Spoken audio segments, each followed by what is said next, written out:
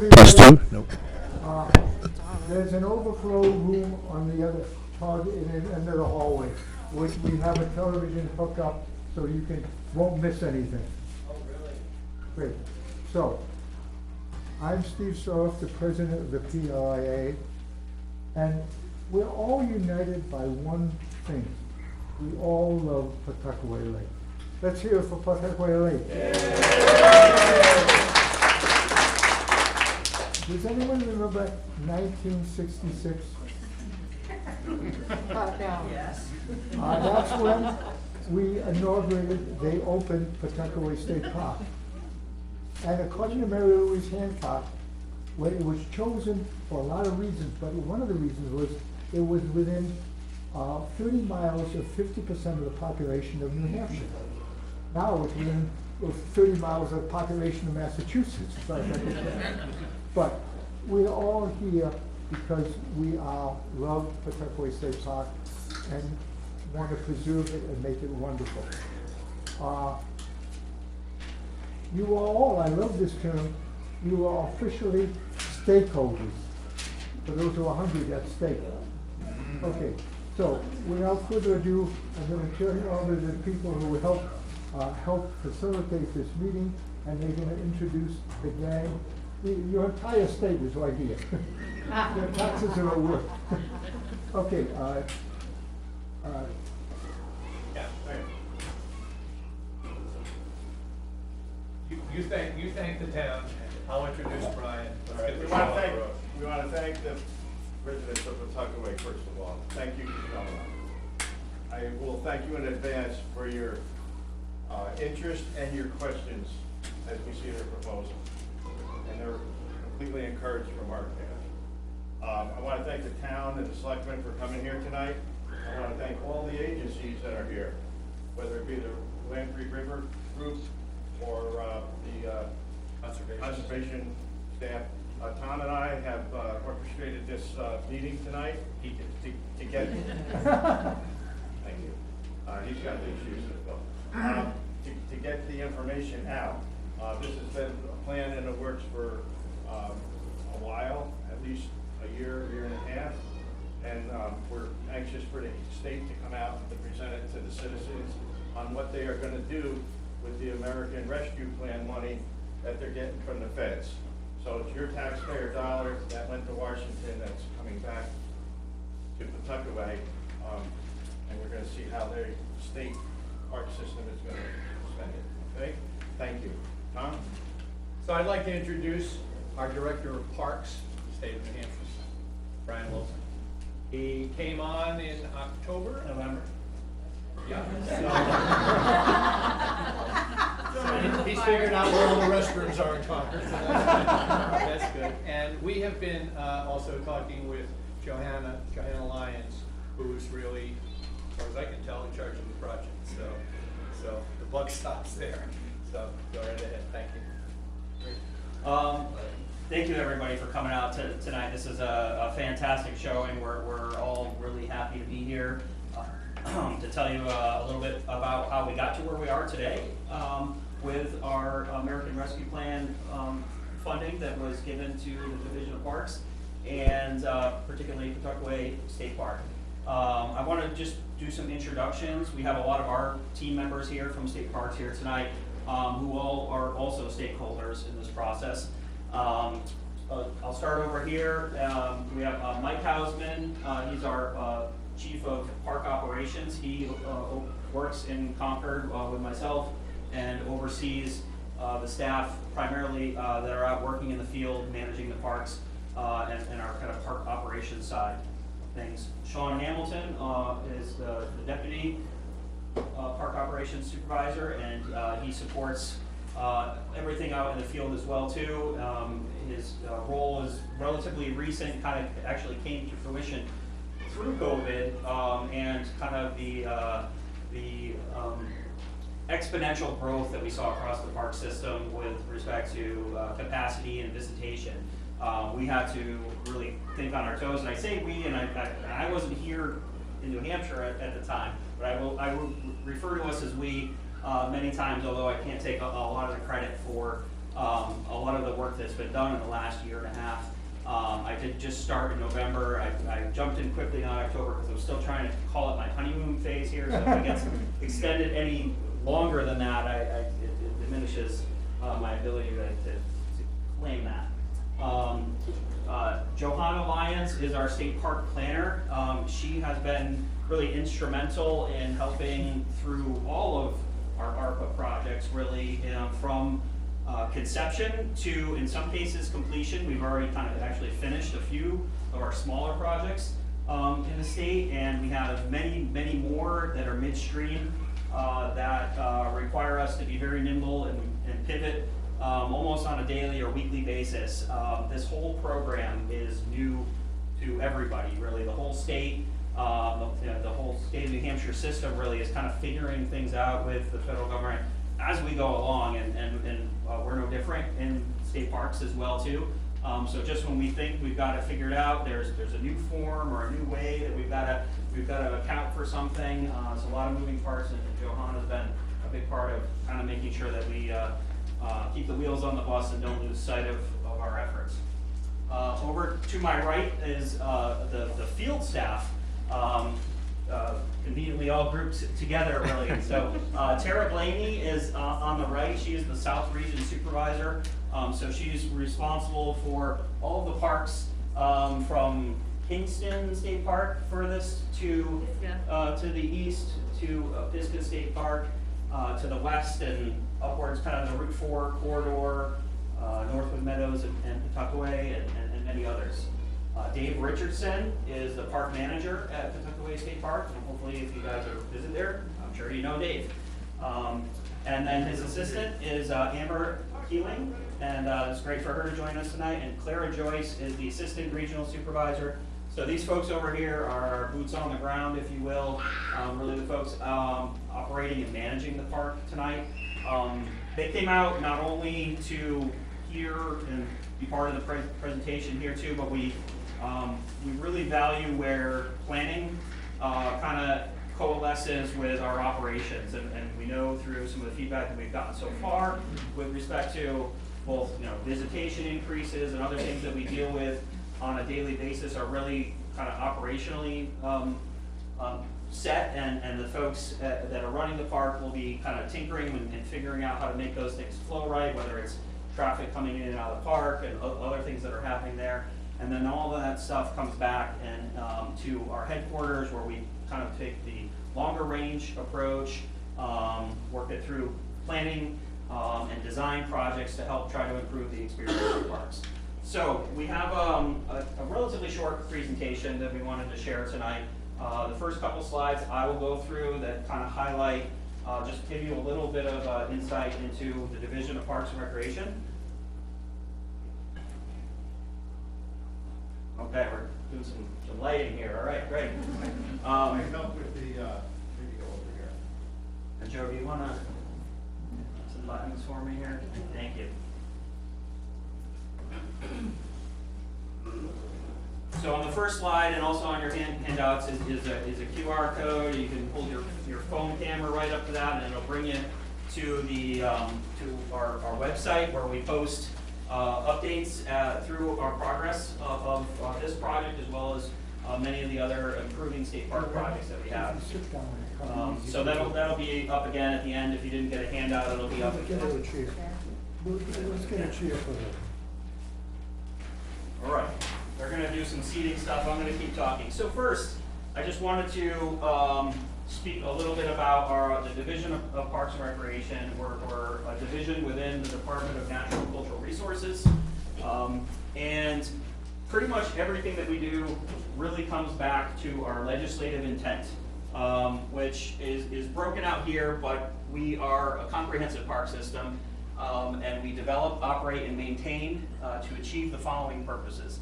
First is to protect and preserve the unusual scenic, scientific, historical, recreational, and natural areas within the state.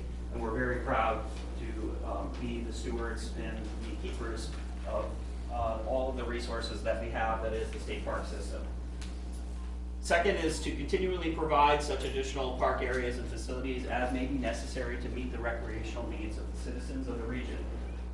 We measure the recreational needs through a variety of processes.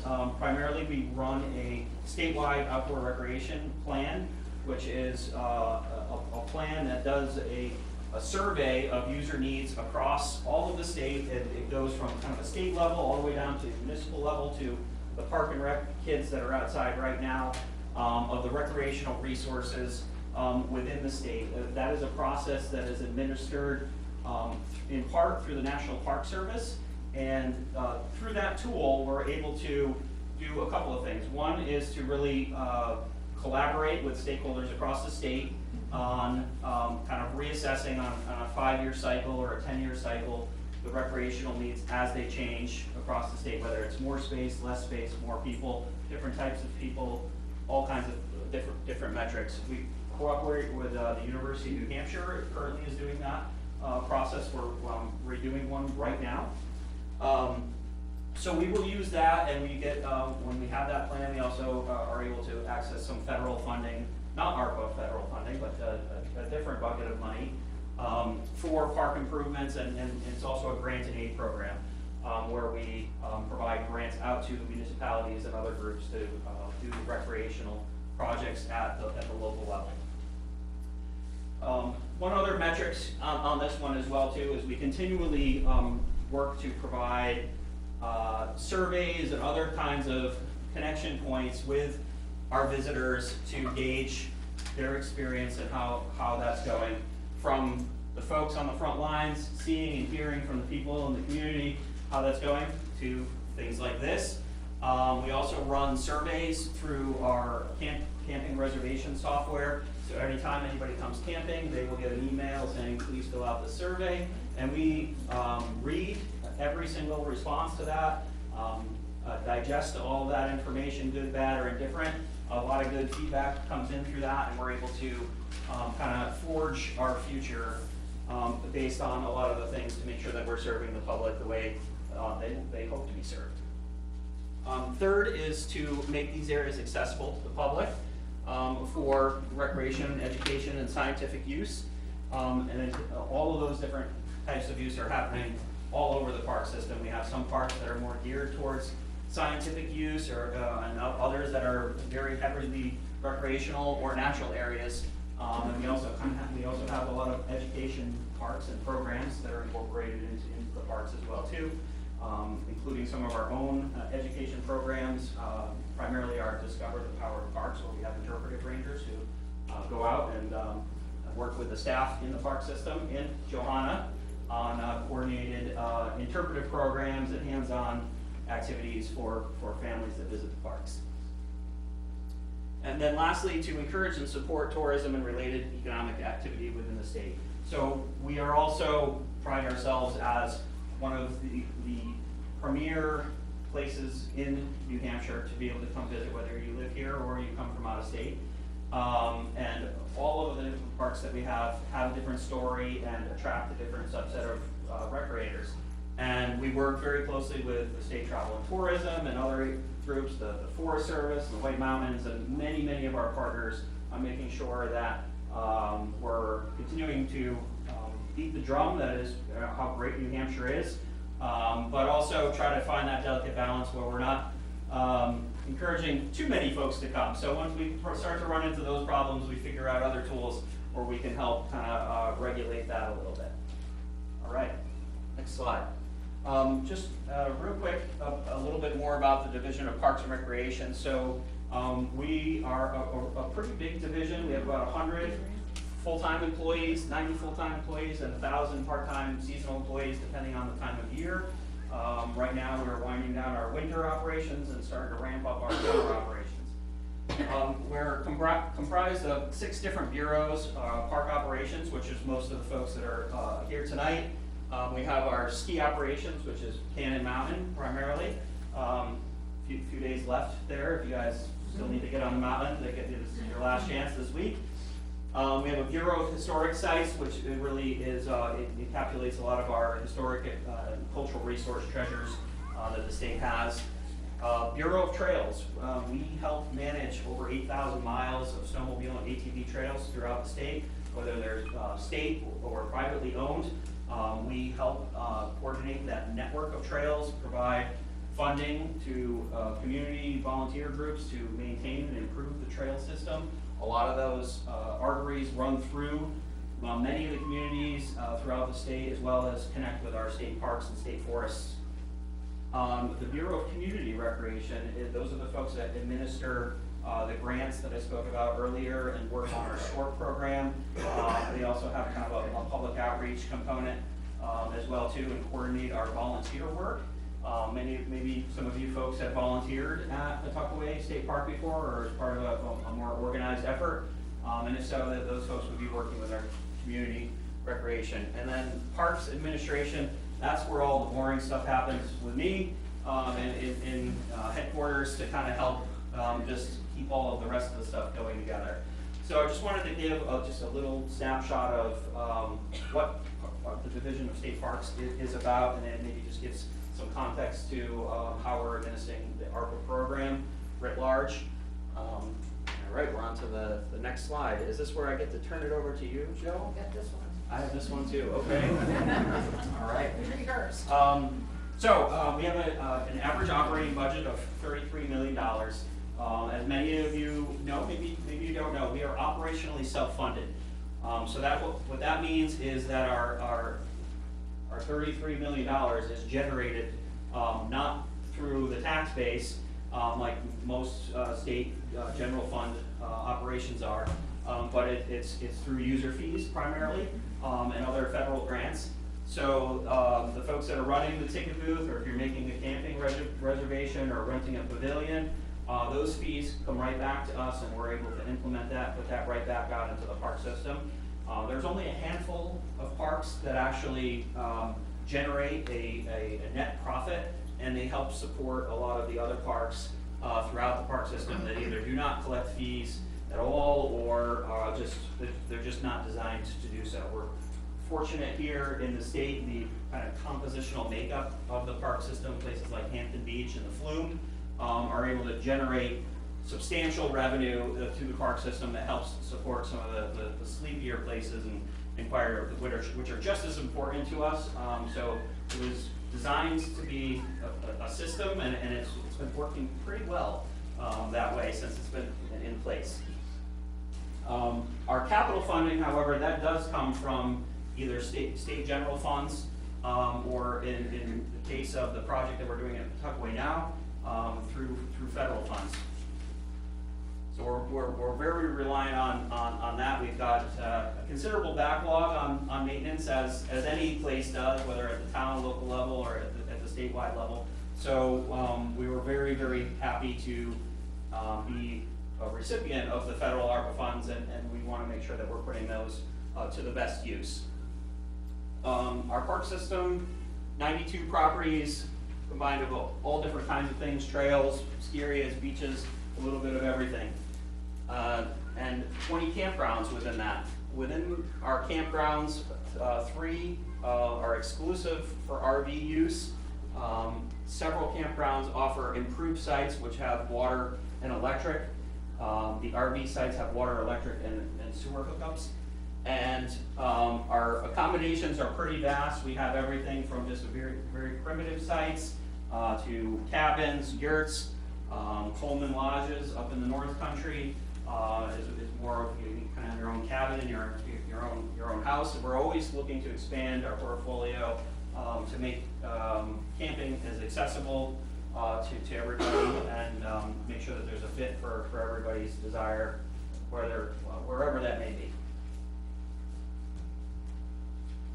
All right, does this work? So I'm going to turn it over to Johanna now, and then once we get through our slides, we'll have time for comments and questions and so forth. We have Claire, I think, is going to kind of take notes once we get to that point in time, but depending on the nature of the comment or the question, we'll flag one of our folks, whoever we think is most appropriate to address that.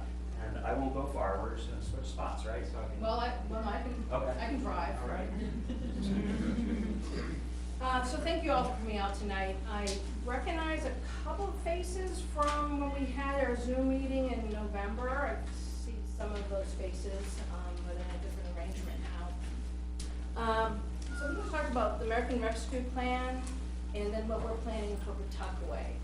So the campground component of our, what we call ARPA funding is only part of, what do we have to now? $30 million. $30 million coming into the state park system.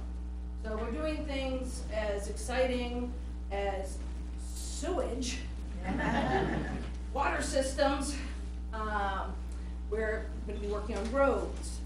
But my favorite one is the campground expansion project, because it is really important part of the Division of Parks and Recreation's offering to our guests. And it's a significant amount of our revenue, and as Brian had said, you know, we are an operationally self-funded organization, so the campgrounds are an important infrastructure for us to manage and maintain. So we received the money. It was like all of a sudden, like we were asked for lists. Give us a bunch of lists, big ideas. Nothing's off the table. So we sent all these lists in the late spring of 21. And next thing we knew, federal money was like raining down in buckets. And so one of the projects we identified was campground expansion.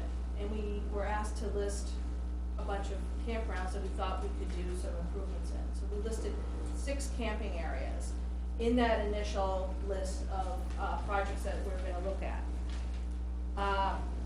So the thing about this ARPA money is that it came to us in a rush, and then we were asked, we're on a dead run now. Everything else is stopped, more or less, because we have to take care of this ARPA money. We have to encumber it by December of 24, so we've got a little over a year and a half. And we have to spend it by December of 26. So we're on a dead run here. So we looked at six camping areas, 2 at Bear Brook State Park. We have Bear Hill Cabins, that was an old 4-H camp that we've now taken over management. We've been kind of flirting with an idea of an equestrian campground at the Catamount Pond area in Bear Brook. So that was another one of the 6 sites that we put on the table. We're looking at Crawford Notch. We have a small campground there that has very high occupancy, and we know that we could grow that campground. We also looked at Jericho Mountain in Berlin. We have a small campground there. We know that we have demand for additional camping up in Berlin. Walk State Park, one of the cutest little state parks that we have up in Errol, which is right now a very undeveloped park, and we wanted to bring some services in there. Right now it's just pit toilets, and it needs a little bit of love. And then Pawtuckaway was the last one that we looked at. So this picture here that's up on the wall is our consultant team. So we hired a consultant team to, phase 1 was a feasibility study, phase 2 will be design and engineering. So this is us up at Jericho in December of 22. So we worked with the consultants to put together a feasibility study. Now, you'll notice at the bottom of every page and the QR code, which may or may not work on the back of this, because when you print it, sometimes it doesn't print right. But this is also our webpage. You'll see it at the bottom of every slide here, and at the end of the presentation, the QR code will come again. Just take a picture of your phone if you need it. So we've been posting information about all of our ARPA sites on that webpage. You scroll to the bottom, that's where all the campground information is. So there was a feasibility study done, and it was completed, oh gosh, what month was this?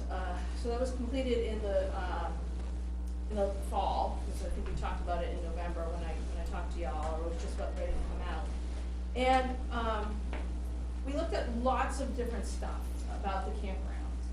And we realized that we couldn't do all 6 with the money that had been appropriated. So we had to make some decisions about what can we bring forward. So we're going to be bringing forward 3 parks, College Walk, Jericho Mountain, and Pawtuckaway State Park, which will be moving into design and engineering. But those other 3 parks that didn't move forward, we've got some great information now, and we can use that information for future capital requests, or if there's additional federal monies that come at some other time, we kind of know a direction that we should be going for those other 3 parks. So the feasibility study really helped us take a good look at those parks and understand the needs for them. So the 3 that aren't going to be going forward is mostly because they had really high infrastructure costs. The project at Crawford Notch, where we thought we had all this land, when we really got out there and looked at it, because originally when we built Crawford Notch it was going to be another pod, but we've been having these epic rainstorms coming through there, and it's like washed out Route 302. So we're like, well, that area probably is not the best. So we found a different area to put the campground in, but we weren't able to take advantage of the utilities that are currently on site. So we were going to have to, like, build a brand new campground. So the utility costs went really high. So that kind of got pushed off the list, but it's still a great project. Or we had some cultural resource issues that made us rethink what we were planning to do there. Or it was going to slow down the project too much, that we couldn't make this aggressive timeline that the ARPA money has to be encumbered and spent. So Malajawak kind of got pushed a little bit to the side and then turned a little. So we're not going to do everything we hoped in Malajawak, but we're going to do a little bit of something in Malajawak just to improve the guest experience there.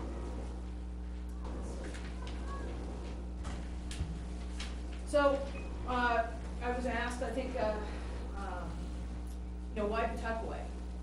So it's almost, you can say, why any park, but why Pawtuckaway?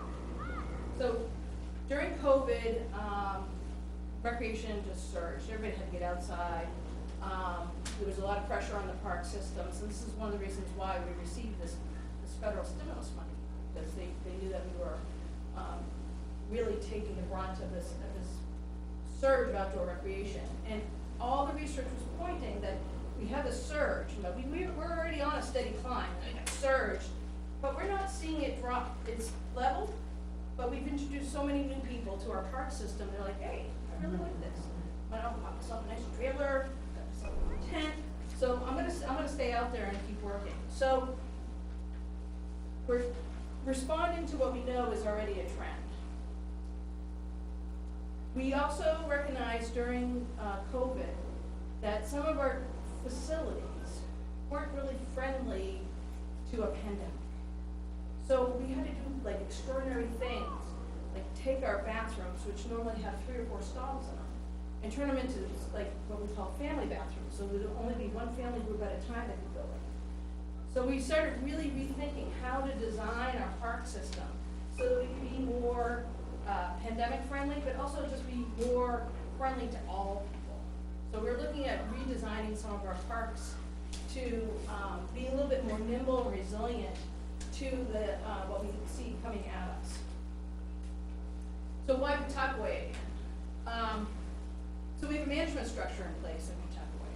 We have a park manager around. We have staff there. So we have a good management structure in place at Pawtuckaway already.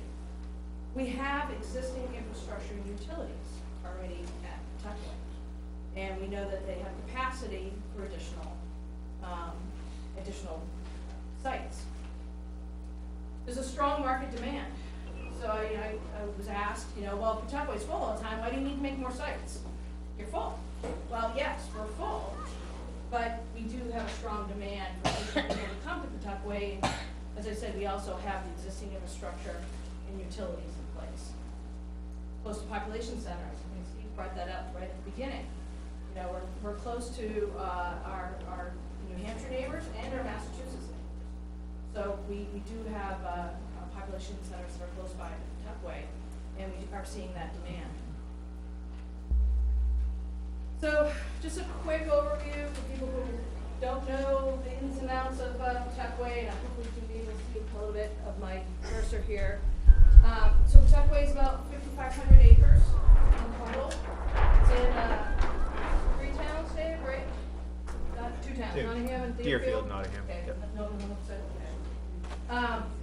It was opened as a state park in 1966, and when you look at the development plans from the 60s, boy, they really did a great job in designing the park. They actually just redesigned the whole road into the park too. I mean, so it's really interesting when you look at those plans from the 1960s. So currently at Pawtuckaway State Park, there are 3 camping areas. There's Neal's Cove, Horse Island, and Big Island. And so I'll just kind of, so this is Neal's Cove, Big Island. You can't see it. Right, so, here, Neal's Cove, really low tech here. Big Island and Horse Island here. There's a youth camping area over here. And so the youth camping area, there's 4 sites with camping shelters and a pavilion and toilets.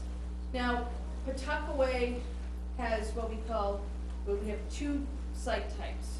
So we have our standard campsite, which has no services on site. So there's no water, there's no electricity, sewer on site. So it's just a standard campsite. Picnic table, fire ring, place to park your car, place to set up your tent, or park your recreational equipment. And then we have 5 camp cabins, and they're all on Big Island right here. We put those in about 10 years ago. Well, it's probably more than that now. Gosh, I think it was 2008. Yeah. So I guess whatever that math is, 15 years ago. And we took underutilized campsites that had very low occupancy, and we built these cabins on them. And now they are at like 100% occupancy all the time. So that's one of the things that we look at when we are redesigning the campgrounds is how can we take a substandard campsite and turn it into something better? So that's one of the examples that we do. So Neal's Cove campground area, there's 19 campsites, and those who don't know, Neal's Cove used to be a picnic area. It wasn't a camping area until the 90s when picnicking dropped. We said, well, let's upgrade these upgrade these picnic sites to be campsites. And so the Neal's Cove is just for tents only. At Horse Island, there are 78 campsites, and there are 3 toilet buildings with showers, and a small boat launch on Horse Island. On Big Island, there are 82 campsites that include 5 camping cabins. There's 1 remote, well, not my map anymore, there's 1 remote site that is walk to, and there are 3 toilet buildings and showers.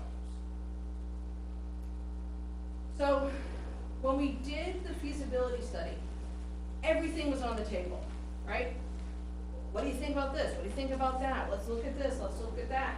So we looked at a lot of different options there. And knowing that these were just things that we could explore.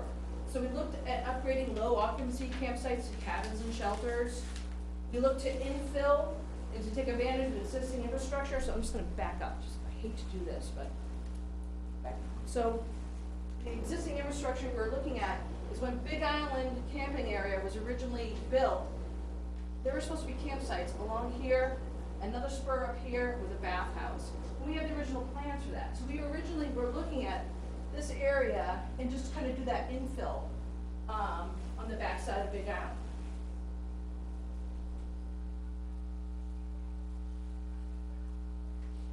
So we were also looking at other kind of operational changes, changing the youth camping area into what we call family camping. So it allows like groups of adults, like if a church group comes in, or other kinds of social groups. So we were going to change the youth group into more of this family camping, or you have equal amounts of adults and children because you're having a Boy Scout troop or whatever. And it's still on the table, but that's more of an operational change. That wasn't necessarily something that we had to construct. But we were looking at all this as integrated and interrelated aspects of what is happening at Pawtuckaway. So we also looked at adding new campsite types, including remote, group, shelter, and improved campsites. So we looked at a whole range of different kind of campsite types. We also looked at improvements for guest services. Right now, if you're familiar with the park park store, you have to drive through a parking lot, down a bumpy road, around the woods, and then you're at the park store.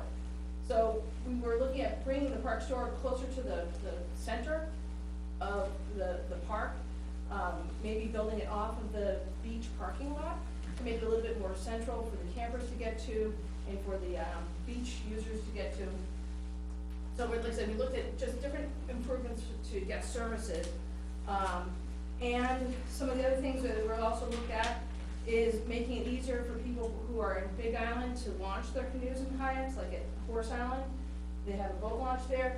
Could we do something equal for Big Island? Because right now, Big Island campers have to take their boats and bring it either over to the boat launch on Horse Island or other places. So it's hard for them to launch their boats from the Big Island area. So what are we proposing? So right now, so those are all the big concepts in the feasibility study. So now we have some final recommendations. And when you go onto the webpage, the bottom section is a little short thing about final recommendations, and it talks about what we're going to be doing, looking at in phase 2 for design and engineering for the 3 campgrounds that are moving ahead. So what we're proposing to do is create about 35 improved campsites. So if you remember from earlier on, improved campsites will have water and electric on site. And this is going to be in the lower area. This is Big Island. This is the beach parking lot. So as you are coming down the road to go to Horse Island, this is the road up into Big Island. We're looking at maybe, this is all conceptual, bringing another driveway in for this loop here on the Big Island area. So that site type that I talked about, the improved campsites, is a site type we don't have in the park right now. They're all standard campsites with no services or have cabins on them. There'll be a new bathhouse also as part of this camping loop. We're going to be also renovating code building number 8. Is that 8 right there, Dave? That's 7 right there. So 8's up 8's the here. next one. Yeah, Yeah. so 8's up here. So we've been on a campaign of basically every other year renovating one of the toilet buildings in the park, and I think we've got them all on Horse Island now, and now we're moving on to Big Island to do renovations for each of the existing toilet buildings. We're also looking at putting a dump station in along the road here somewhere. Right now, it's just conceptually here, because it will pick up Horse Island and Big Island vehicles. Remember, Neal's Cove is tending, so we don't need to service them for a dump station. So we're looking at adding a dump station to the park. There is no dump station there right now. So our current estimates, and anybody try to buy any lumber lately? Or hire a contractor? Yeah. So our current estimates are $4,150,000 for what we're going to be investing in Pawtuckaway State Park. So next steps. So design and engineering will begin in the spring of 2023. So I know that Peter knows this, and I know Tom knows this, that tomorrow the contract for the phase 2 consultants is going to governing council for approval. So hopefully they'll approve going to contract for phase 2, so then we can move ahead in the next phase of this project at all 3 of those campgrounds. We're going to be on a dead run. Like I said, we're running fast here. So we're going to be doing a lot of design and engineering this summer, getting out on the field again, walk around, start putting flagging out and stakes so we can start getting a visual idea of what things are going to be laid out as. We're going to have plan review and comment at the 30% design stage and the 60% design stage. Don't know what exact dates of those are going to be, but it's going to 30% will probably be sometime late summer, running to get 60% in the fall, so that we can get out to bid in the fall, so we can start construction next spring. So, always willing to discuss plans, timelines. My phone number is there, the email is there. QR code is there. But at this point, we're glad to take questions. Go ahead. Yeah. So, you mentioned a lot of people here are stakeholders, we're all stakeholders, right? The park, the town, the Nottingham, the residents of the lake and so forth. So we all have a vested interest in making sure that the lake stays viable and healthy. Right? this Pawtuckaway State Park is kind of unique in that about 50% of the shoreline of the lake is owned by the state park. That's unique except for parks that have lakes that are totally contained in the park. So you're a big stakeholder in this. We have a lot of pressure on this lake.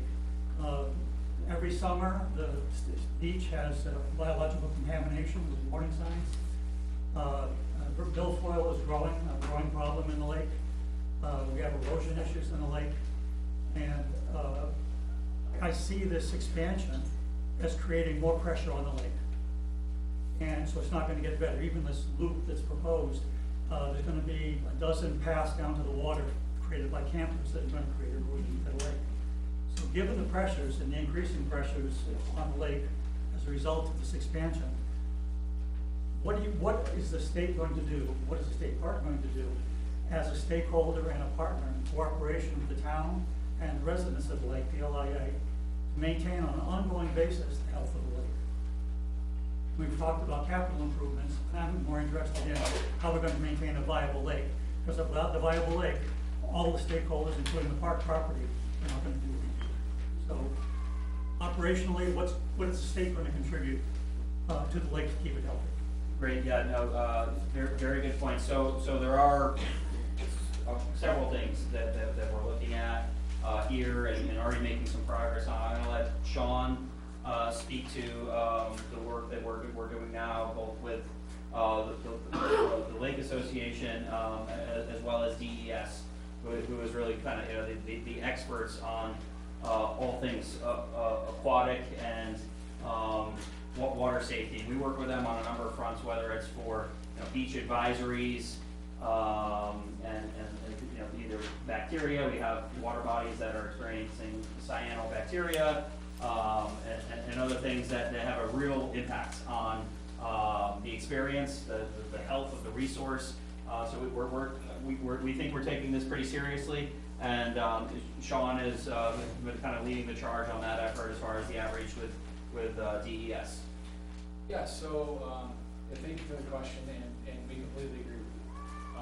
We have been working with DES, particularly over the past couple of years, to really develop that relationship specific to this milfoil issue. We're going to be doing a number of things in the coming season that we hope will educate our visitors as well as help with the health of the lake. So a couple of those things I'll just go through quickly, and they are on your handout there as well. We're working in coordination with the New Hampshire Lakes Association to bring in a boat washing station. It's made by a company called CD3, and it's going to be there for a majority of July and August. And if it goes well as the pilot program, we will look into investing and purchasing one of those machines for Pawtuckaway and potentially other state parks as well. We are going to work with New Hampshire Lakes again to have our staff go through the lake host training. So I know that PLIA often has lake hosts at the park, but we additionally want our staff to go through that training as well, so that when your lake hosts aren't able to be there, our staff can still pass along that information. Of course, we do that right now, but we want to be sharing the same information as the lake hosts so that we can really educate our visitors and so that they understand the potential impacts of what they could be doing to the lake should they not take the proper precautions. Thirdly, we're working closely with DES as they continue to develop a plan for the milfoil and how to best handle the milfoil issue at Pawtuckaway. We've been meeting with Amy Smagula, who you guys may be familiar with. She's leading the charge on DES's end. And we will take our recommendations from DES as to how the park system can best contribute to helping this issue. We also are going to be meeting with Amy out on site at the park later this month to talk in general about the milfoil project, but specifically there's an area which you may be familiar with of milfoil that's by our boat rental area. And we are going to specifically try to address that issue, come up with a plan with DES to do something about it in the immediate future for this season. Whether that's putting down one of the fabric barriers, hiring divers to come in, and we're going to take again our recommendations from DES on that. In terms of the E. coli bacteria warnings that you brought up, we again have been working with the beach program sampling manager. Her name is Michelle Condon from DES. And we would be working with her on strategies as to how to limit those advisories as much as possible. What can we do to try to limit them? Some of them are out of our control to a certain extent, but we are putting in strategies to try to limit that contamination as much as possible, as well as additional ways to educate the visitors by adding bilingual signage, QR codes, enhancing the verbiage that's on the sign so that everyone has access to the information, because I think it's important, we all think it's important, that the visitors and the guests are educated as to what these issues are. Also, we're going to be adding a sign, which I have here as well. It's going to be bigger than this, but this explains, what is going on with Pawtuckaway, what are the type of management actions that DES is currently taking on in partnership with DES and PLIA, and then what can they do to help with the issue. I hope that helps to answer that. Then there's a. So just a quick follow-up on Sean. So this is, our first efforts are really on leveraging our visitors to the greatest extent we can to make sure that folks are best informed about where they are, the importance of being good stewards to the place, and we do that through outreach, through signage, through training with our staff. We do it through well-intentioned and well-designed plans, which then get turned over to the operations staff to make sure that it's working as it was laid out to be as planned. So whether it's people going off trail or using the resource in a way that that we don't want, dogs, dog waste. It could be any myriad of issues. Signage and enforcement through the park staff and providing more information to people. If we could spend this much time with every visitor, I think we would experience far less problems than we do across the park system. So it's just important that we have those touch points in as many ways as we can, so that it causes people to stop and think about what their impact is on the place. And we think that hopefully perpetuates itself and carries itself forward. I do have concern with the new boat launch area in Big Island. There's no boat launch on Big Island. I thought you were going to say you were going to add one. That was a conceptual, Okay. it's not moving That's forward to design.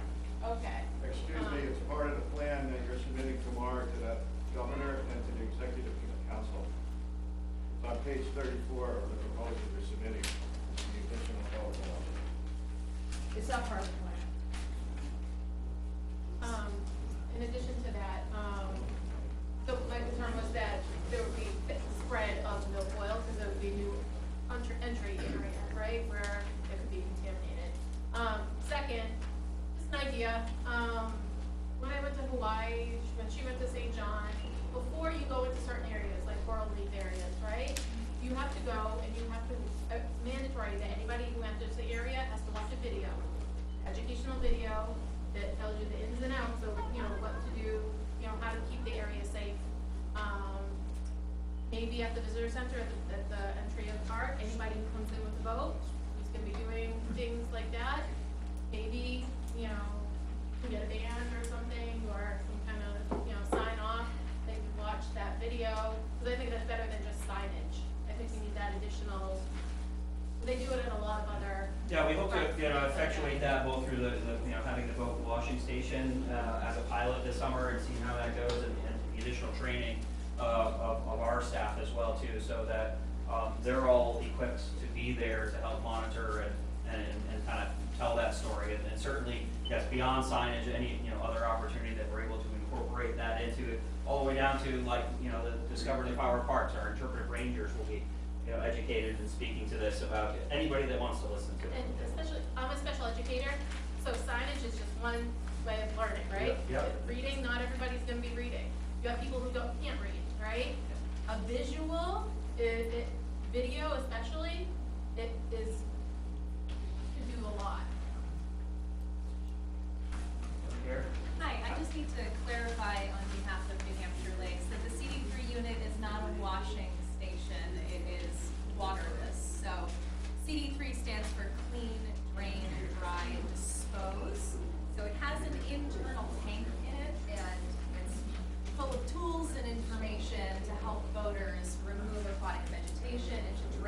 water out of it. It's not an actual washing station. So, Peter, I want to address what you're passing around out back. That is something from the conceptual plan, all right? We're not bringing forward the boat launch on Big Island. That is just typical graphics that got put in. When you look at the final feasibility study, it says, it's the right page here. It may be on some documents, but we're just saying 35 improved campsites, dump station and a bathhouse. That is what we are proposing for Pawtuckaway. No additional trails, no additional stores, no boat launch on Big Island.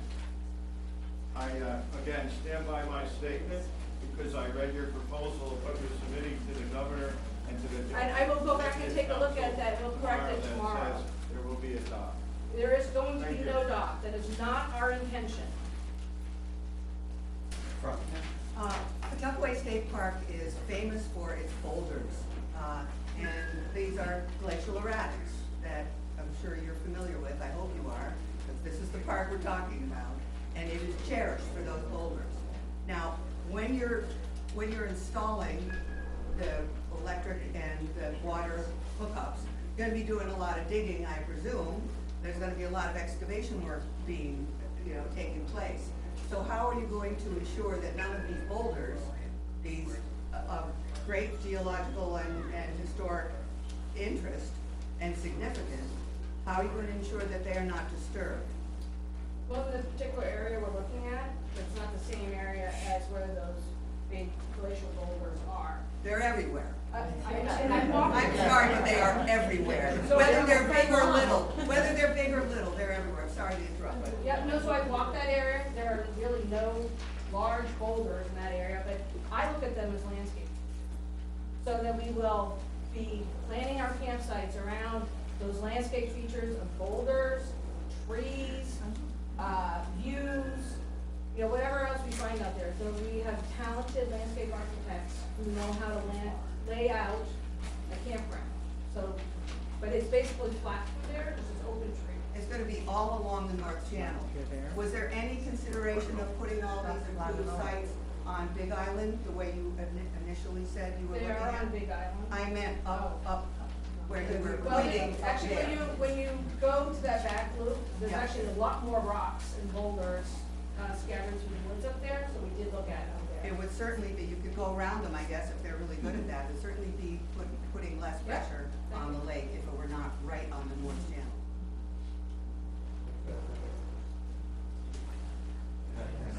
Hi, my name is Therese Thompson. I rented or own a home on Pawtuckaway Lake for 20 years, and I have printed out the latest DES March 2021. I was surprised. How many invasives there are in lakes and rivers, and now there's 11 rivers in the state of New Hampshire that have invasives. I want to say to you, I still serve on the Lamprey River Advisory Committee. I'm now renting in Raymond. Please don't do this expansion until all the milfoil has been removed and now the Chinese mystery snail. It's extremely important that we get it all under control first before you do this expansion. And I want to thank you very much for listening to us and trying to help us prevent more to come in this wonderful lake. Thank you very much. Over here in the middle. Thank you for your presentation. The improvements sound great. I'm concerned about the expansion too for a number of reasons. One is the milfoil problem, but also as a partner town, Nottingham, that's struggling with its own infrastructure problems, I'm concerned about the impact that expansion will have on our police, fire, and safety. I'm ignorant of the reimbursement process, but I do know there was a 4-day brush fire. Was it last year or the year before? Last year, thank you. How time flies. And that did impact our fire department significantly. I also noticed that there's going to be a police detail, and I'm not sure where that police detail is coming from, if that's overtime or if that will be pulled from our police. But we do have concerns about this. The budget is a huge difficulty here for us to support, and I don't know what the reimbursement situation is. We pay for that detail. In its Parks entirety. pays the town the detail. But you'd be using our police, it wouldn't be overtime. We pay whatever you ask us to pay you. So, yes. Yeah, it's up to the department to assign any additional details so they can pull in outside resources if they want, and most municipalities have a structure for that. Oftentimes you see police from other towns coming in to help support some of those, whether it's a traffic detail on a road or in this particular case here. So they can ask pretty much whatever they'd like.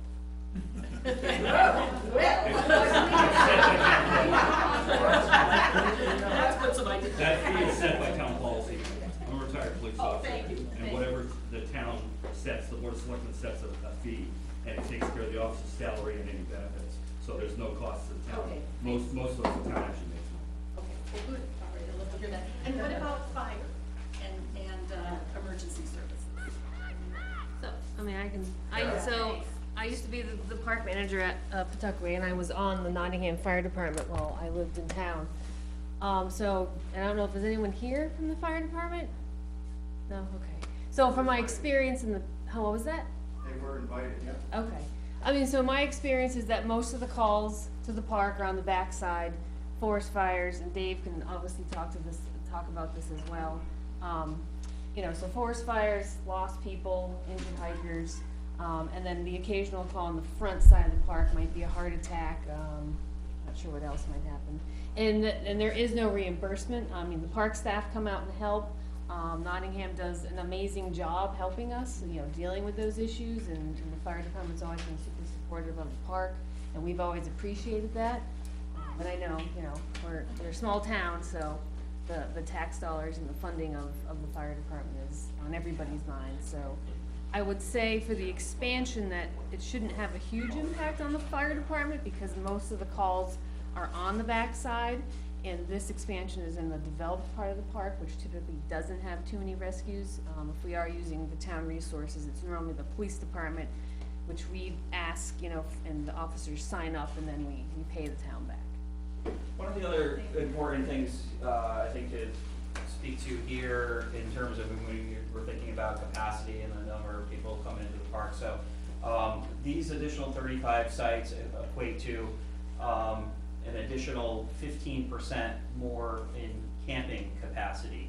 But on the day use side of things, as far as visitors coming, one of the things that we stood up through the COVID pandemic was a reservation system to be able to enter parks. And here comes Sean, perfect timing back to this. So in many cases, we've assessed what that day use capacity really can be, and have created a cap, if you will, of the amount of people that will allow in the park at any given time. And we have the ability to kind of measure that as well too, and see, is that working? How's that working from on our busiest days? Has it been too many? And this is a system that we've put in place across the whole park system, really, at all of our busiest places as well too. Because in some cases, there are just too many people all trying to come at the same time. So we've kind of set up a whole system to select days and times, and we're trying to educate the public, and they've done a very good job actually of getting those reservations in advance so that they know that they're going to get through when they come. And so that is something that we're still working with. I don't know if there's anything else we want to add on that. I mean, the goal of the system is simply what Director Wilson said, is to manage the capacity, to protect the resource, and also preserve the guest experience as well. All of those things are sort of the drivers behind the day's reservation system, and I think, Dave or Tara can speak specifically to it, but I think that it's worked very well at Pawtuckaway, and people have really latched onto that system. And there's, this is really, it's a national issue through national parks and state parks. Everybody is dealing with this, and we have a standing committee that includes our commissioner of DNCR, the manager of the White Mountain National Forest, the University of New Hampshire's Recreation and Management plan among, and many others, the Appalachian Mountain Club and other stakeholders in the state who meet on I think a monthly basis or every other month, primarily to discuss capacity issues, and this is part of the stuff that they're studying through the SCORP plan about, you know, the experience the visitors are having. And if, you know, we quizzed everybody in this room, you may feel more comfortable at a park where there's nobody around, or where there's just, you know, everybody's got a sweet spot where the number is. So we are working through that process really kind of across the whole park system, and really kind of had to reinvent how we do things, because the old-fashioned way, and I'm still kind of this mindset that you want to have some spontaneity, and if you feel like going to the park today, I feel like you should be able to, but we're not in a world really anymore, especially through the pandemic, to be able to do that anymore. With so much visitation, we had to kind of create systems to just allow for a more measured approach through that. So that is something that we work with really across the board, and we rely on the folks that are working at the park to help manage that and let us know, you know, if we feel like we have too many or not enough, and other ways to kind of manipulate that system. I'm curious about if you guys have discussed at all any kind of threshold or almost amount of pushback from residents or us folks here, where you might that we might consider changing, halting, or pausing the kind of project. I ask this because I'm a camper who loves this park, has gone here for years and years. That remote area that's in the heart of that spot that would be developed is a truly magical place where I've had all kinds of wonderful wildlife experiences and things like this. And I ask this because I I have spoken with lots of nature lovers and the sort, and I've created we've all kind of come together and created a change.org petition, and with over 100, we already have over 100 signatures, and I guess I just was curious, are there any numbers that you've discussed about a threshold for which you might consider something else? So, again, back, you know, through our process here, we kind of had to scramble the jets and figure out a lot, and as we're going through that, we're finding all different kinds of reasons to shift, pivot, rethink, whether it's based on money, funding, shifting to another priority, and so forth. So where we're at in the juncture of this process is, again, through we hope to be able to engage our consultant for design and engineering here at the other campgrounds. We want to be able to bring our mock-ups forward further on. Tonight was in our meeting back in November was both a public outreach effort as well as to get more insight from folks too. So not just us telling what we hope to do, but hearing from folks about their ideas, questions, and concerns, so we can incorporate, so we can think about how we might incorporate some of those things back there. So we will continue to do that through the design process at 30 and 60%, and look for more comments. As far as going in a completely different direction, what we're really at risk of is if we pivot too far on any of our plans through the campground expansion or our other projects, we're likely at the loss of losing that funding at this point. So that's something that we have to kind of balance as well, is that there is a set timeline, so we've got to be just kind of mindful of the opportunity that's in front of us. And I don't know that there's really a perfect way to go about this, but thank you for your time. So one of the things that we are looking at is, we know that over time, some of the larger campsites got split into A's and B's. So we also are thinking about retiring some campsites. So even though we're expanding, we're also saying, well, we don't necessarily need these substandard campsites. So we are going to be looking at that also. What type of environmental impact studies have been done to date, and what type of impact studies do you intend to do in the future around this area? I know from experience that there are a couple of streams that flow through this area, and the sites seem pretty close together as well. Could you comment on those? Sure. So, So in New Hampshire, we have a consultative system with the other state agencies who regulate the environment. So there is no environmental impact statement, there's no National Environmental Policy Act, so we have a consultative system. We will be getting all permits required from DES for this project. So it's gonna have to meet shoreland, wetland, alteration of terrain, septage. It has to meet all those permits, we'll be getting all those permits as part of this development. And just to follow up, Yeah. how, if I were to build a camp on the property now, on property on Pawtuckaway Lake, I would have to be within certain feet Right. setback. 250 feet. Yeah, are these campsites there now?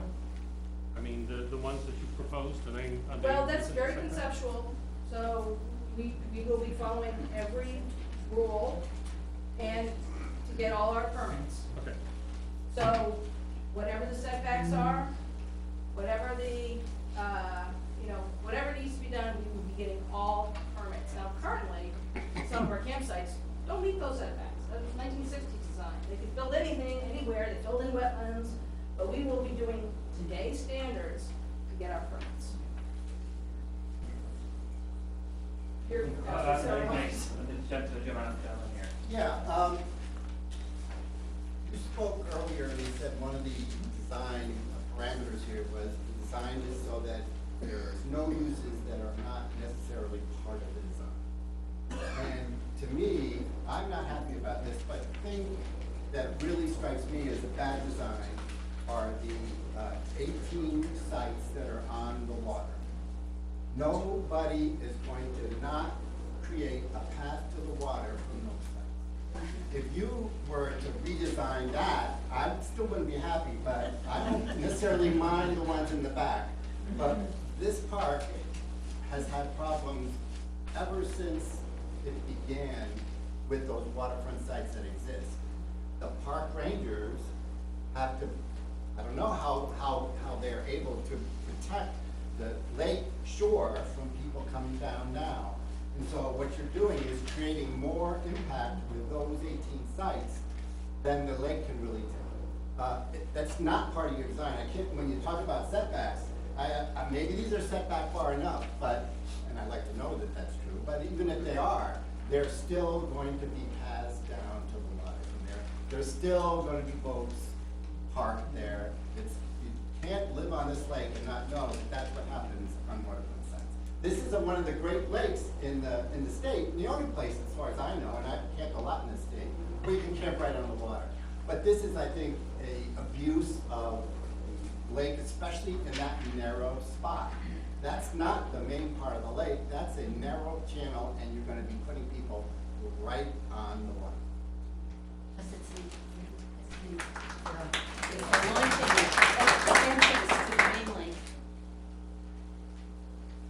More comments?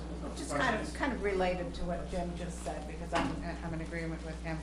But if there were maybe some compromise possible, so that those sites, there are maybe 10 of them that are right between the loop road and the waterfront, if those could be eliminated from the plan and just keep things back.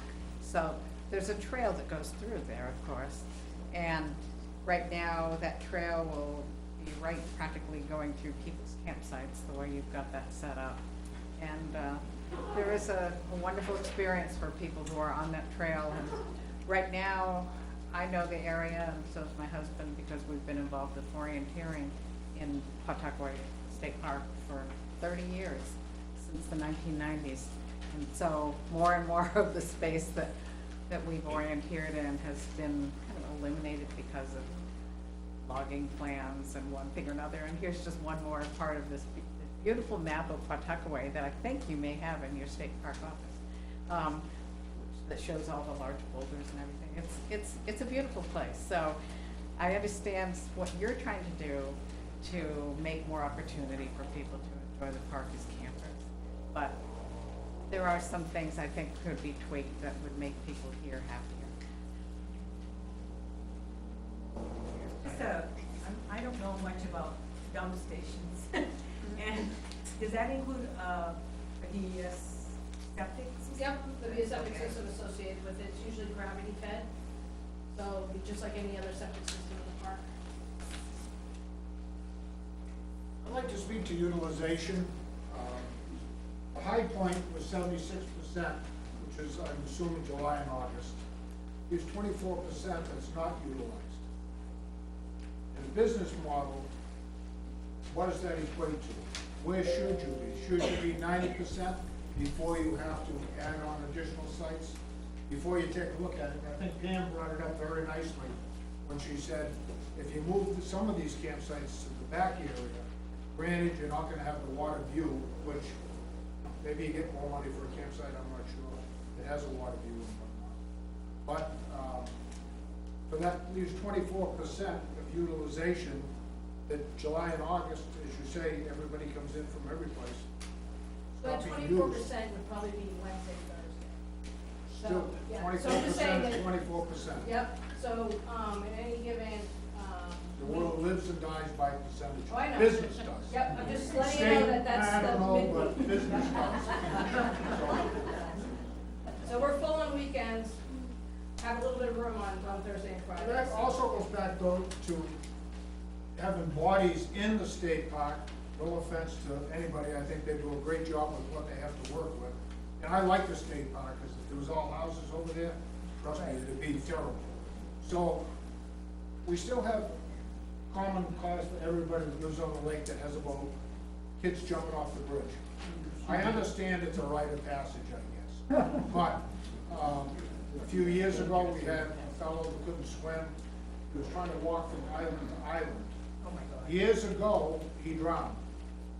Years ago, campers were not allowed to go out to the islands. Now we rent kayaks and canoes and everything else. Okay, that's gone by the wayside. But is Marine Patrol on board with this? I had a fellow last summer in a kayak that was trying to paddle, and he had absolutely no idea what he was doing.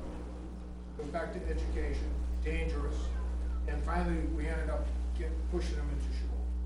So I mean, these are things that you have to think about. Now you're gonna, granted, these 35 enhanced campsites, water, electricity and everything else, you're gonna have some of the motorhome buses come in and stuff like that. Maybe that won't be an issue, but I think it might be. Back in the corner. First of all, thank you for hosting this tonight and inviting us all to voice our questions and concerns. I grew up going to state parks, so thank you for providing that ecosystem for us to access. I visited Pawtuckaway as a child, and now I'm one of the fortunate homeowners on the lake. And so I hear you say that there's kind of this in-house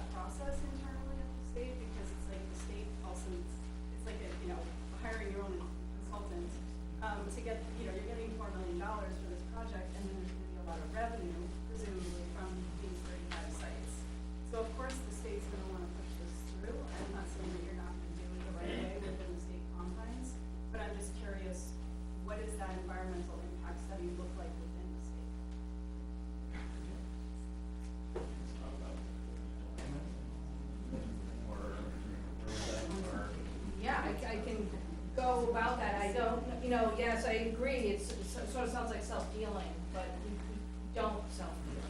We are, making our best effort to go forward with what we think is the most sound, plan in place to steward our property and so that we can manage it. So, we consult with all the environmental agencies, so we ask them, you know, what are your concerns? So we have a two-tiered system. We start in-house with our land management team to find out what are the concerns, and that's, it's mostly made up of folks in forest and land and parks. We also talk to the Natural Heritage Bureau and some other programmatic, cultural resources, and other programmatic. And then what happens is I then take it to the state lands team. That's the other regulatory agencies. So I've been in front of our state lands team several times as this large ARPA thing has been going on, asking people, what are your concerns, all the different programs, fish and game, DES, cultural resources, what are your concerns here, so that we can start keep bringing in that information, having our consultants, you know, explore those issues. But, you know, there is a wall sometimes, you know, so there are things that are regulatory that we have to, even though it's a state agency, we have to abide from. So we're not exempted from any of the DES environmental permit, so we have to go through that. And we might get rejected, we might have to do mitigation, we might have to do all these things. So we're hopefully not gonna have a design that's gonna put us into a lot of conflict in mitigation when you're designing sustainable campsites that meet the needs of the land and not push the needs of the land to the project. When you look at what they did in the 60s to that landscape, we're not doing anything like they did. I mean, they filled wetlands in, they bulldozed roads through vernal pools. We can't do that, and we're not going to, because we are the stewards of this property. Yeah, you mentioned something about having a threshold with people coming into the park. What about having a cap on the boats? This lake, I mean, even now, on a weekend, you have so many boats out there. You add, even if half of those people, those campsites bring a boat in, that's another 15 boats on the lake on a weekend. And that's a lot for the size of this lake. I mean, I basically won't even go out on the weekends most of the time because it's busy. Is that powercraft or paddle? Everything, both of them. And a lot of those people, like that was mentioned earlier, with the kayaks, a lot of them go, oh yeah, let's rent a kayak. They have no clue about how close they're supposed to be to a motorboat. I mean, they're out in the middle and people are trying to jet ski and water ski around them. I mean, you add another 35 boats out there, or kayaks. That's part of that balance we've been talking about, that as we add. But there's gotta be a cap. I know, as we add, we balance. So it's the old ski area analogy. You know, you have your parking lot, you have your uphill capacity, you have your downhill capacity, you have your lodge capacity. And we look at that all the time. So as we are starting to look at balancing the use of the park, so if we add campsites, we may decrease the number of day use visitations. So we just need to be constantly putting things back in balance. And we'll ask, you know, Dave to look at the boat rentals and get some information about how many boats we actually have in our fleet. We'll share that information with you. Some of it we don't control. You know, we don't control the Fundy Cove boat launch. And that's another thing. So you're gonna, yeah, right. So But that's you're gonna have the people coming in that way right. too as well. So there is a give and take, you know, and that's something that's not in our control, Fundy Cove. But we can talk about managing the boats within the park itself. Right behind. Ron, you mentioned possibility of losing funding. Is there a time constraint? Yes, so yeah, we have to have the funds encumbered by December of 2024, and the project, all the funds spent by December 26.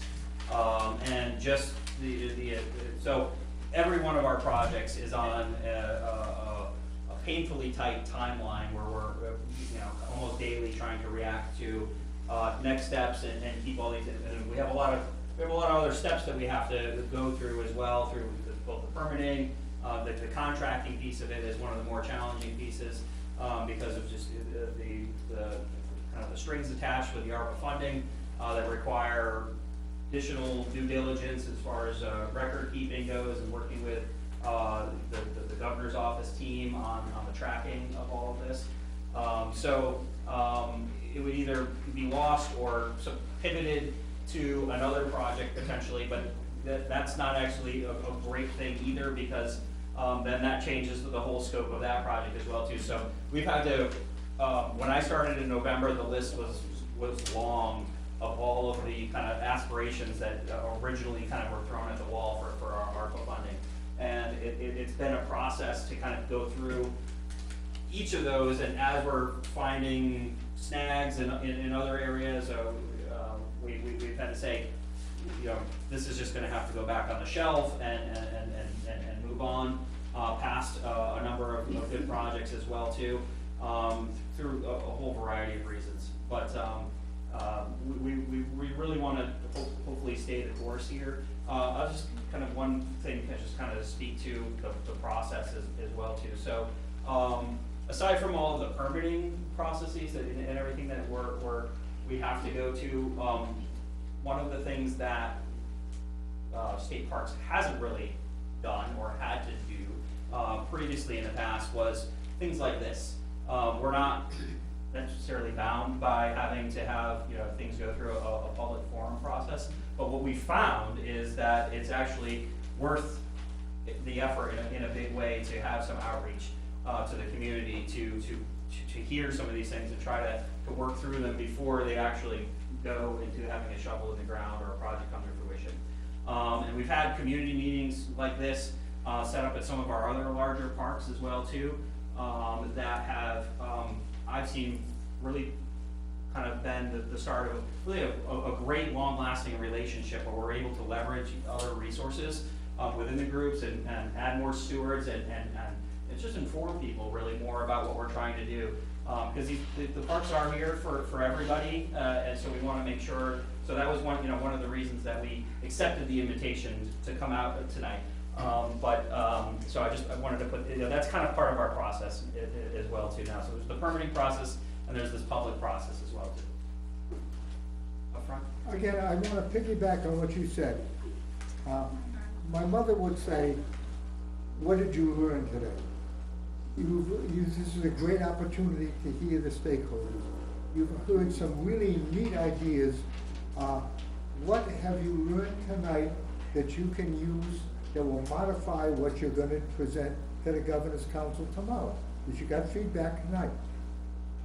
Well, as far as tomorrow goes, there's always the opportunity to pull something, but I don't think we need to do that. What that is going to effectuate is going into contract for improvements to Pawtuckaway State Park, including what we've outlined here now, where it goes from conceptual, where folks are looking at the picture that we had up on there with circles that look like they're right on the edge of the water, to actual layout and design is the next step. So what I've learned is how can we take the input that we've gotten here tonight to inform those actual decisions beyond the conceptual point that would go into a design plan that at 30% complete would be public facing again for more additional content or more additional review and comment from folks. And then again later at 60% was it as well too. So I think there's ample opportunity for continued refinement. I don't know that I don't think there's going to be a consensus anywhere for any type of project of this scale of all of the things that everybody's hoping to achieve. But we're committed to listening and taking those and seeing what we might be able to do with all those things that have come to us, and whether or not we can implement that and to be as transparent as possible as we continue through the process. Right in the middle, because you keep putting hands up. There you go. Well, I'm just voicing a concern about the fact that there aren't any campsites at Pawtuckaway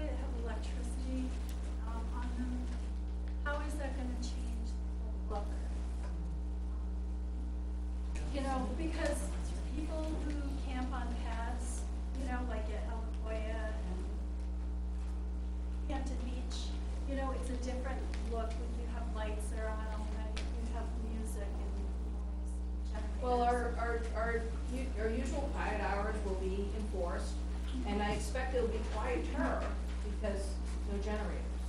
So the recreational equipment is already there. They're already in the park, and they're running their generators. And are these gonna be near the water? Are they gonna be near the edge of the water right here? It's part of the design. Because I would think that that would change the whole look of that entire channel, and I think it's kind of unfortunate. Just Thank you. My name is Bruce Enu. I work for New Hampshire Lakes and New Hampshire DES at the program. I had a couple of observations. Some of what I wanted to ask about has been covered really well. The problem with the E. coli. We see hundreds of non-boaters come through that boat ramp every weekend, and I can understand why. You got the boulder fields, you got great paths for walking your dogs, riding your bikes and all that. It's a truly unique boat ramp in that respect, that it gets used for a lot of non-boat activities. I don't see anything in the plan about maybe the New Hampshire State Park creating an area for the park users to park either above or separate from where we are there at the ramp. It's caused almost fistfights. Now, the bigger issue that I have, do you want to answer that one first? No, so I just want to let him, it's Fundy Cove, we're not in the, we're not in the park. He's not kidding. Fundy ramp. So I just want to give a little context here. Oh, sorry about that. Yeah.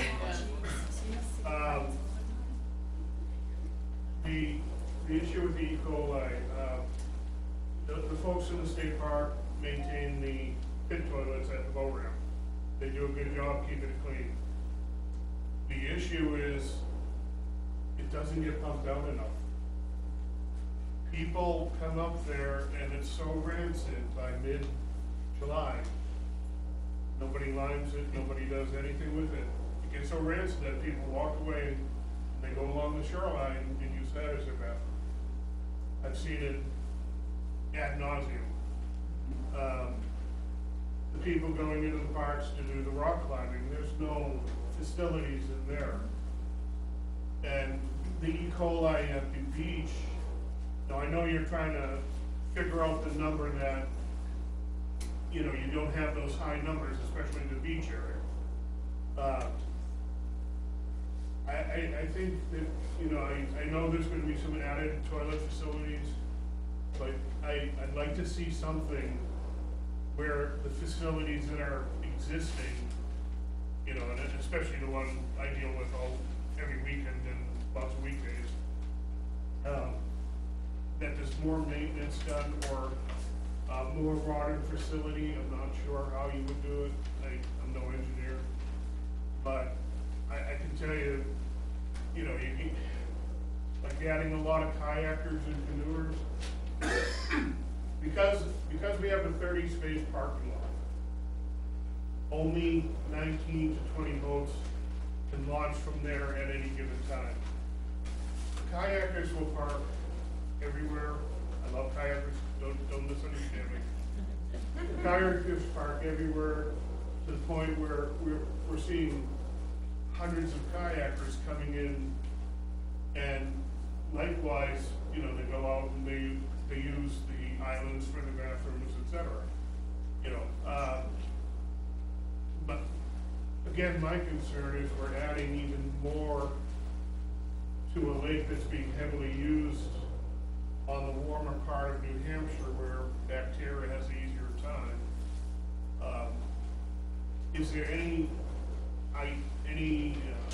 in the works as far as the park usage on the northern end of the park, and somehow keeping that to you know, legal parking, so they're not parking the right of way into the boat ramp where the emergency vehicles come? Anything that can kind of lessen the congestion there, and is there any plan to improve the facilities there and elsewhere that already exist. So Fundy Cove is under agreement with Fish and Game, right? So it's an unsafe parkland, but it's a public access area. So it sounds like we need to sit down with Fish and Game, talk to them, and it's more of an operational issue, so we'll put that down on our list of things to do. Yeah, I don't like seeing the almost fist fights when all the car top spots get taken up by hikers and bikers and Right, park climbers. yeah, we've been talking about that. Joe, I can also kind of address some of those things. So I don't know if any of you are familiar with the new parking lots that we built on the back side of the park, to help, manage all the hikers and the boulders. So there's a new one, Dave, jump in if I forget one. There's the new one that proceeds to North Mountain. There's a new one at the Fire Tower Trail, right up the road from the pit toilet there. Around the pond? Yep, and then the other one is to serve the boulder field, because on that sharp corner going out to Round Pond, everyone's parking, there's no good spot. So 3 new parking lots were built out back using RTP funds with the Trails Bureau. And me and Dave have been kicking around the idea of doing something up at Fundy because we know the boulders use it. A lot of non-boat activity, non-boat people use it, and the boat launch is really there to serve, the boat user. Yeah, like Johanna just said, we need to talk to Fish and Game. The park staff has been maintaining the back. Can we get at Fundy, get a large pile of maps for when the overflow comes in, people asking, well, where can I go park to go bouldering? That would be a great aid in helping keep the saturation problem there to Norman's over, or it would spread it out a lot more. I didn't even know you had those parking lots, nobody's told me. Yeah, they're brand new, so Okay. I don't even know if they're on our map yet. And we have been working closely with the climbing community to remedy that, and they're posting it on all the climbing forums and climbing web pages, basically to park during not the summer months, to park on the park side. And today I actually saw someone making the 4-mile trek from the visitor center parking lot all the way to Fundy. So we are trying to get as much pressure off of that parking lot as possible. In the back.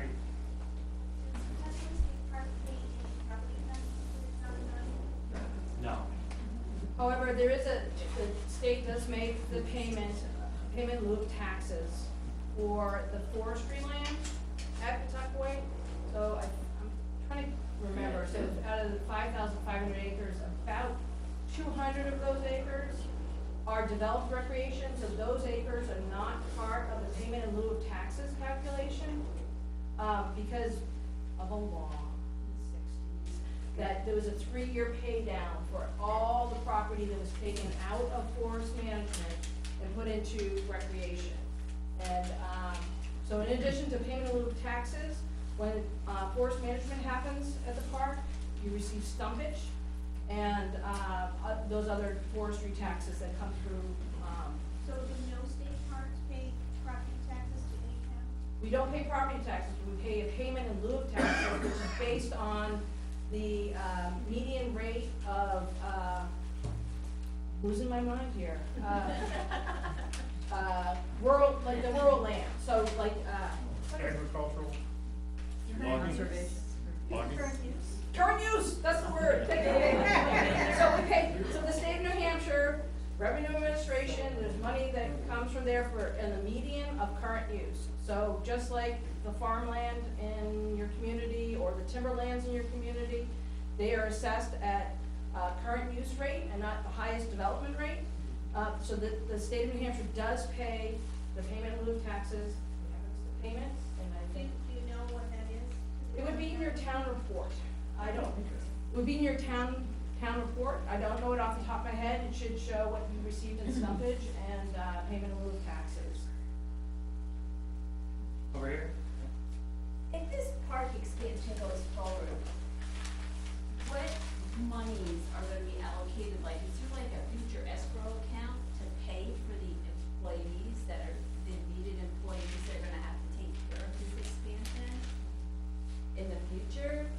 And all the other education that's gonna take place, and if there's no oil problem, things that you've said, which you're gonna try to gonna be available in the future to handle all these things that are gonna come up? Like, what's the checks and balances? You're saying that tonight, if it goes forward, and then the park's gonna need all extra staff to handle all of this. Well, Dave gets anything that he asks for from.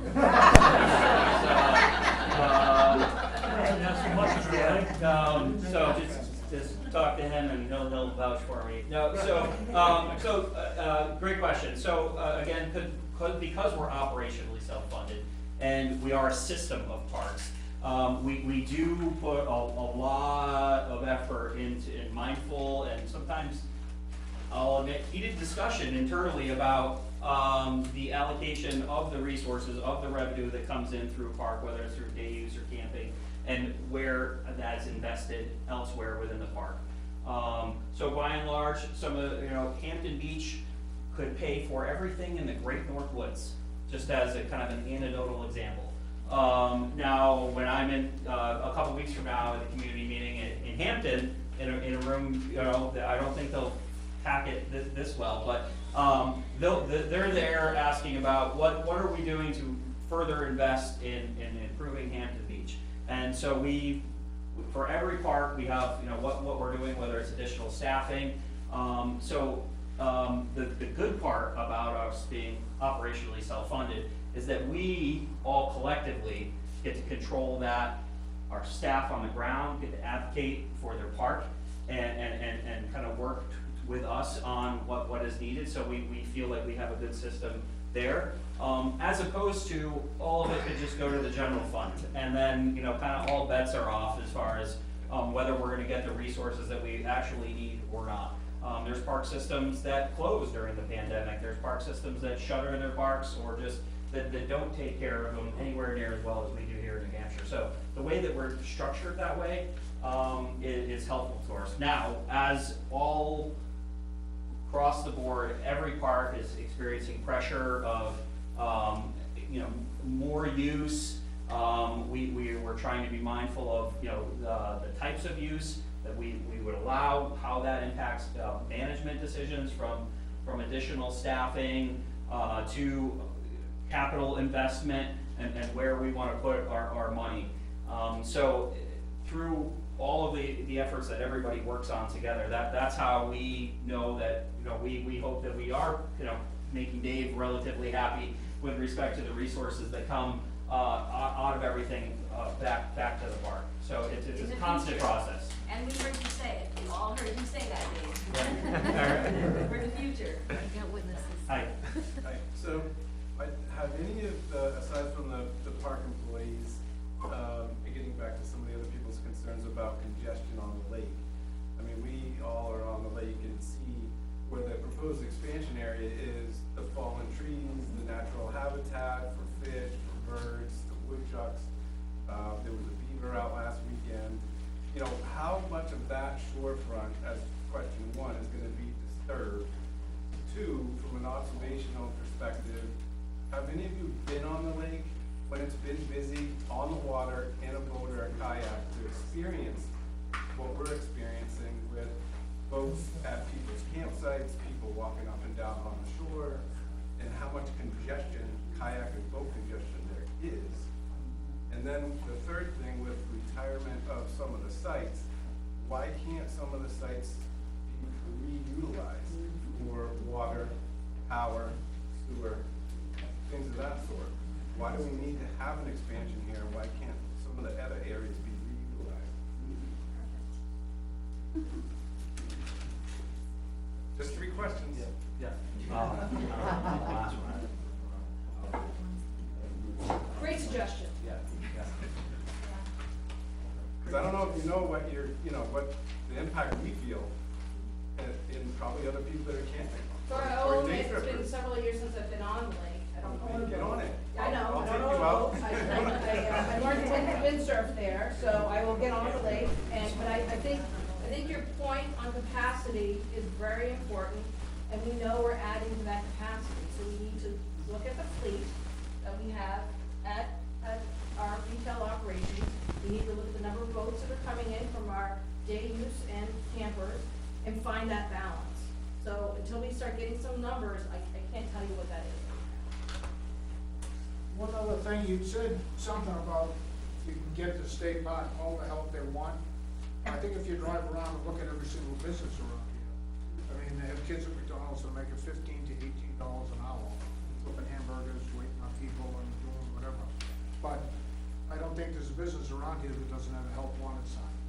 So how can you be so sure that you can give Dave the people he needs to run the state park efficiently when I don't think he's had the people he needs in the past?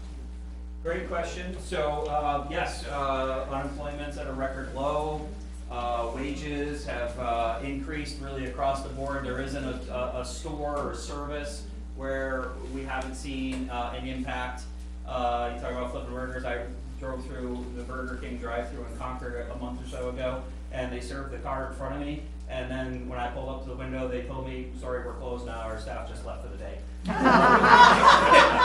was like, "Wow, this is real." And, you know, it took that to really hit home.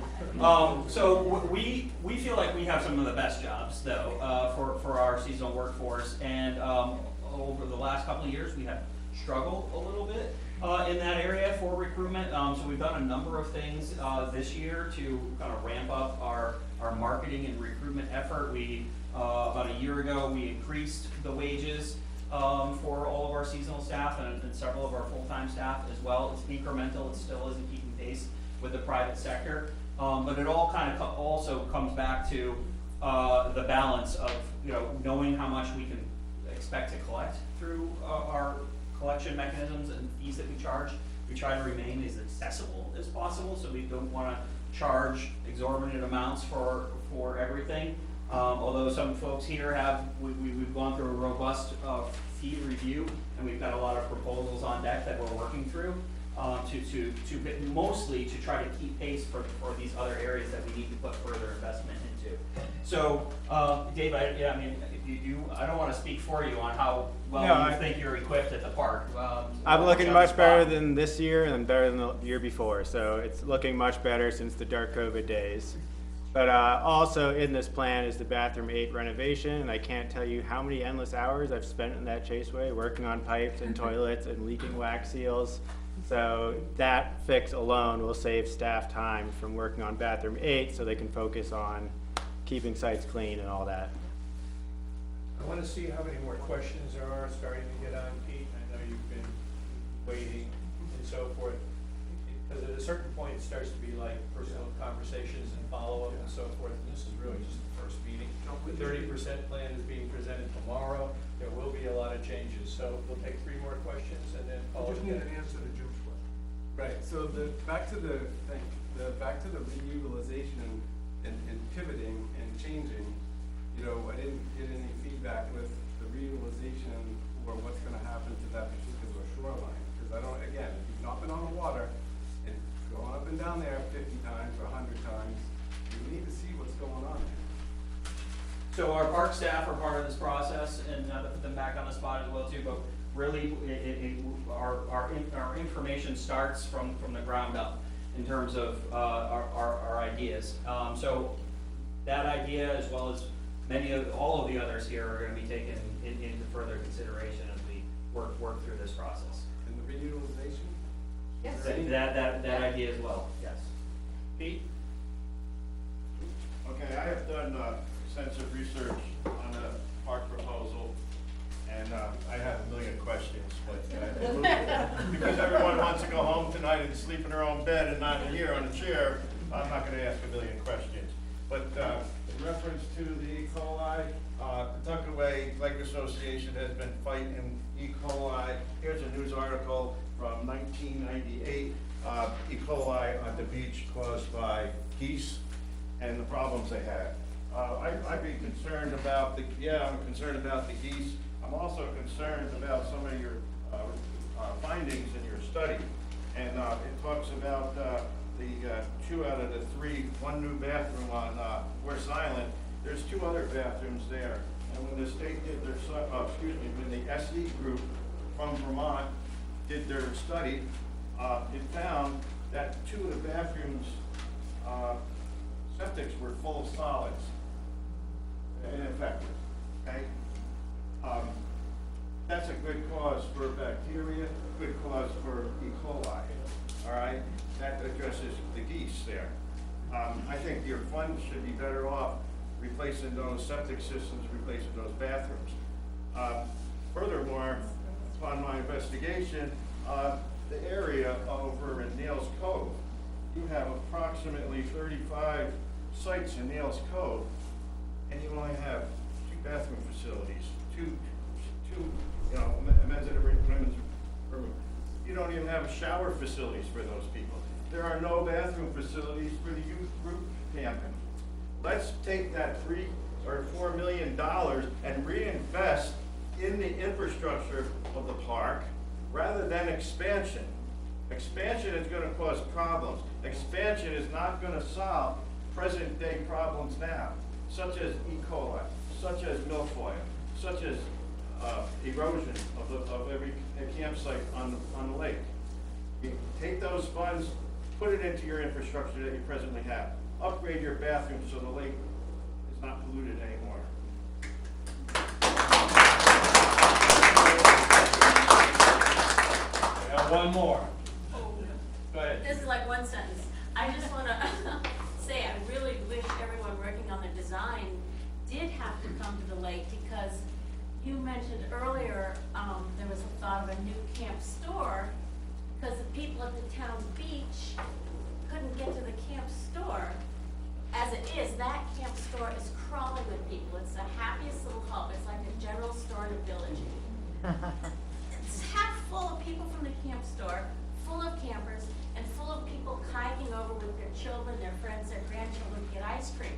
It's the hub of that little area. We don't need another camp store. But nobody, the person on their design plan, oh, this is not very close to these people. Let's put one here. They're not going to walk over beyond the pavilion to go get ice cream. They just walk along the edge up to the camp store. You should try it sometime. What's your favorite flavor? Yes. And Judith wants an espresso machine. So we're really clear about that. I'm happy with the perfect. This proceeding has been recorded. It's going to be on YouTube for you to be able to review. We're going to create some frequently asked questions. Maybe there's been some answers. We're very early in the process. I'd like to thank you guys for taking. You guys started really early up there. Thank you so much. Thank you all for coming out tonight. And then the code or on our website, Johanna's contact information, and there's always the opportunity to reach out or phone or email. Thank